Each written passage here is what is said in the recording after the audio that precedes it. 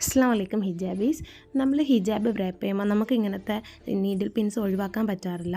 പക്ഷേങ്കിൽ മിക്കവരുടെയും പരാതിയാണ് ഇങ്ങനത്തെ പിന്ന് നമ്മൾ യൂസ് ചെയ്യുമ്പോൾ കളഞ്ഞു പോകുന്നു, പെട്ടെന്ന് മിസ്സായി പോകുന്നു, ബാക്കിൽ പോകുമ്പോൾ ഊരി പോകുന്നു. അല്ലാന്നുണ്ടെങ്കിൽ ചിലർ തന്നെ ഒരു 7ഉം 8ഉം പിന്നൊക്കെ വെച്ചിട്ട് ഇങ്ങനെ സെറ്റ് ചെയ്യുന്നത് ഞാൻ കണ്ടിട്ടുണ്ട്. അപ്പോൾ നമുക്ക് അതിൻ്റെ ഒന്നും ആവശ്യമില്ല. നമുക്ക് രണ്ട് പിന്ന് പ്രോപ്പറായിട്ട് ഫിക്സ് ചെയ്യുകയാണെങ്കിൽ അത് ഒരിക്കലും ഊരിപ്പോവാണ്ട് അങ്ങനെ തന്നെ ഇരുന്നോളും. അത് ഒന്ന് നമ്മുടെ ലെഫ്റ്റ് സൈഡിലെയും ഒന്നിൽ നമ്മുടെ റൈറ്റ് സൈഡിലുമാണ് സെറ്റ് ചെയ്യാനുള്ളത്.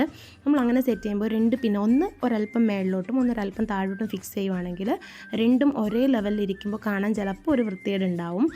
അപ്പോഴത്തേക്കും അത് മാറും.